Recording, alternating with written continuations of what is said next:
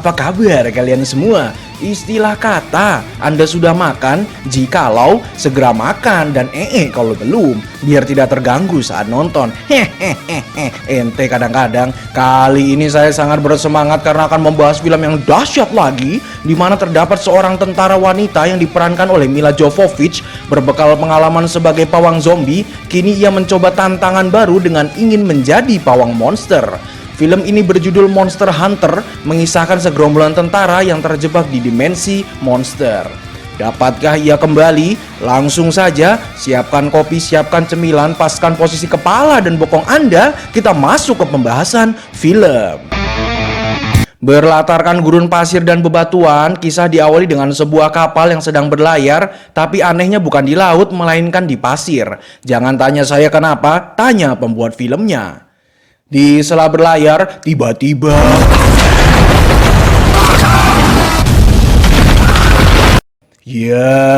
tanpa diduga kapal diserang oleh sesosok entah apa itu. Kemudian kapal menabrak bebatuan, dihantam oleh makhluk tersebut, kru terlempar dan kapal pun karam. Apa yang sedang terjadi? Ini dia pemburu monster. Setelah kejadian tersebut, kini kita diperlihatkan dengan segerombolan tentara, di mana komandan mereka serta pemeran utama adalah seorang perempuan bernama Natalie, ini batang hidungnya, sedang melakukan misi pencarian tim mereka yang hilang. Namun di sela analisa mereka, tiba-tiba muncul lawan hitam seperti badai. Mereka pun memutuskan untuk meninggalkan lokasi tersebut untuk mengamankan diri. Namun badai bergerak cepat hingga membuat mereka semua masuk ke dalam badai. Kondisi tersebut membuat pandangan terhalang, muncul kilatan petir dan tanpa diduga mereka bergerak hingga ke tepi jurang dan terjatuh. Pasca kejadian tersebut, mereka berada di sebuah tempat yang aneh dan asing, di mana terlihat padang pasir dan tidak ada tanda-tanda kehidupan.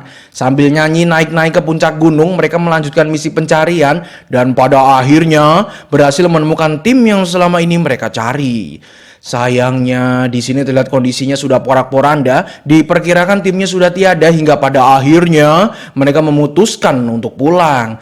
Namun aneh, di mana lokasi tersebut seperti tidak terdeteksi pada peta dan banyak hal-hal yang janggal. Di sela kebingungan mereka mencari jalan pulang, terlihat ada seseorang yang memantau dari kejauhan dan menembakkan panahnya ke arah mereka.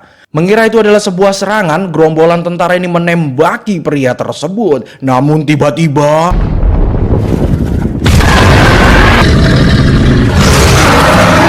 Natalie dan kawan-kawan diserang oleh makhluk raksasa berkepala banteng serta bergerak di bawah pasir layaknya undur-undur. Karena pengalaman Natalie sendiri terbiasa melawan zombie, di mana monster tersebut tidak mempan dengan treatmentnya, mereka pun melarikan diri ke arah bebatuan dan berhasil selamat dengan masuk ke dalam gua. Belum sempat menenangkan diri sambil ngopi, lagi-lagi mereka dikejutkan. Matahari terbenam, malam pun hadir bersama rembulan. Mereka kembali diserang oleh makhluk seperti laba-laba setengah kalajengking, dan di sini hampir semua anggota Natalie habis dimangsa oleh makhluk tersebut. Beserta Natalie yang pingsan karena ternyata zombie lebih easy daripada monster. Singkat waktu, Natalie pun terbangun dan sudah berada di tempat seperti gua dan terkurung di dalam apalah itu nggak tahu saya, intinya seperti gulali. Segera mencari jalan keluar dan ia pun melihat kawan-kawannya sudah mati, namun ternyata masih ada satu anggota yang hidup. Bersama, mereka mencari jalan keluar yang dimana anggota Natalie mengatakan tidak mampu berjalan lagi setelah diperiksa apa penyebabnya. Tanpa diduga ternyata ia sudah ditelurin sama makhluk jadi-jadian tersebut. Hingga saat pria tersebut dimangsa, dengan sigap Natalie pun membakar makhluk itu dan melanjutkan penyelamatannya. Sempat kakinya cedera hebat, namun pada akhirnya ia berhasil keluar selamat, di mana makhluk tersebut ternyata takut akan cahaya. Karena capek habis main kejar-kejaran dan teriak-teriak, Natalie pun ngelak atau kehausan. Ia pun mencoba untuk mencari air, namun tidak mendapatkan air bersih. Hingga pada akhirnya Natalie pun bertemu dengan seseorang yang sedari tadi memantaunya dan terjadi adegan gelut-gelutan, yo jotos-jotosan, yo keruntel-keruntelan, hingga pada akhirnya dimenangkan oleh pria tersebut. Natalie pun dibawa ke dalam persembunyiannya dan diledekin karena pria tersebut kesel kenapa sih nih cewek ngajak ribut gitu.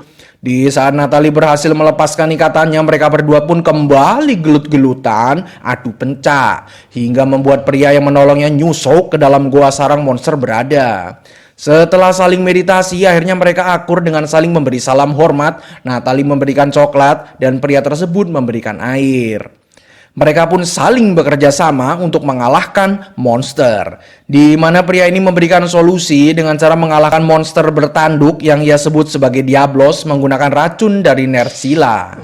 Natalie pun dijadikan umpan untuk mendapatkan Nersila, dan racun pun berhasil didapatkan. Setelah melancarkan aksinya, mereka sempat renungan malam di dalam gua, saling curhat sampai si pria kagum dengan jekrekan logo Roger,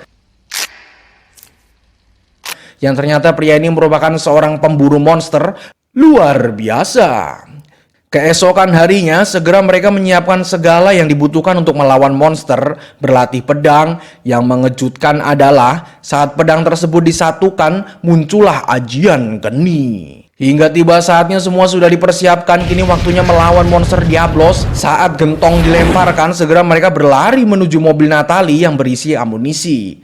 Yang menarik adalah ternyata monster ini selain pemarah, ia juga peka terhadap suara dan getaran, bukan perasaan. Namun monster tersebut ternyata sangat cepat pergerakannya, hingga sang pemburu memutuskan untuk menjadikan dirinya umpan. Karena pakai acara ada barang jatuh, ia pun mengambil keputusan, inilah saatnya menembakkan panahnya, dan melesat tertancap pada mata, bukan hati. Sempat mata sang monster belekan, namun karena ada obat mata instan, ia tetap menyerang sang pemburu hingga Natalie pun menembakkan basokannya, namun lagi-lagi tidak mempan karena kulitnya tebal. Tiba-tiba sang pemburu sudah berada di atas kepala Diablos dan segera menancapkan pedangnya yang menyebabkan sang pemburu pun terlempar.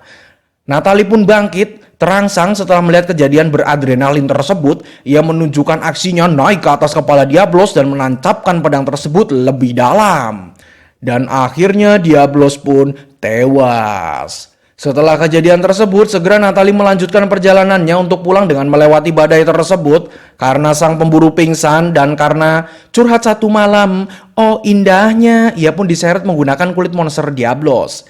Di sela perjalanan Natalie yang berat, karena nyeret-nyeret, badai pasir pun tiba. Kondisi sang pemburu semakin memburuk sehingga Natalie memutuskan memasukkan nggak tahu apa kayak sekring lampu ke dada sang pemburu. Ketika badai sudah reda dan sang pemburu pulih, segera mereka melanjutkan perjalanannya. Singkat waktu mereka pun tiba di tempat rindang dan hijau. Banyak monster-monster di sana, namun kelihatannya tidak berbahaya.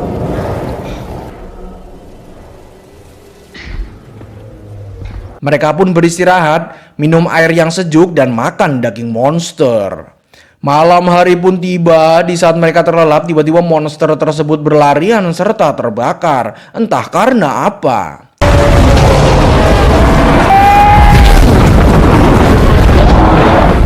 Kemudian akhirnya muncullah bapak-bapak, banyak rambutnya dan bisa bicara English. Syukur. Disusul dengan kawanannya saling menyelamatkan diri dari hiruh-priuh tersebut. Setelahnya Natalie berterima kasih, namun malah dipukul. Thank you. Saat terbangun, Natalie sudah berada di dalam penjara dan diledekin.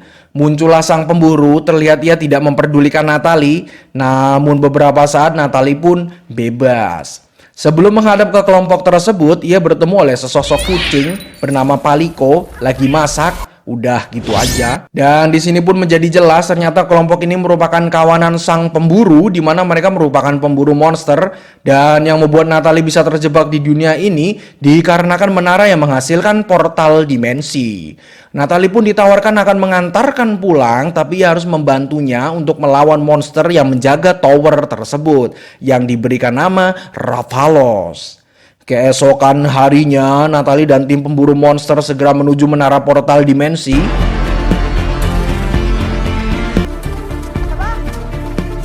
Ya, setibanya mereka di sana, akhirnya makhluk yang bernama Rathalos pun hadir, di mana merupakan naga bersayap yang dapat menyemburkan api. Natalie dan tim pemburu pun melawan Rathalos hingga saat Natalie mencoba menancapkan pedang ke dalam mulutnya, ia pun terlempar ke dalam portal. Dan akhirnya Natalie berhasil kembali ke dunianya dan disambut dengan penjemputan oleh tentara. Mengira semuanya telah berakhir, tiba-tiba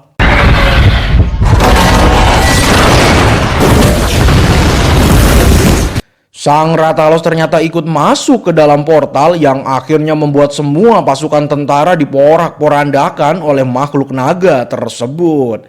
Dengan segala sisa tenaga dan pengalaman yang Natalie miliki, ia pun meledakkan Rathalos menggunakan bom. Namun Rathalos masih sanggup bergerak dan tanpa diduga, tim pemburu pun hadir dan Rathalos pun kini bisa diatasi. Tapi ini masih bukan akhir dari cerita, di mana setelah Rathalos tewas muncullah naga baru yang jauh lebih beringas dan ganas.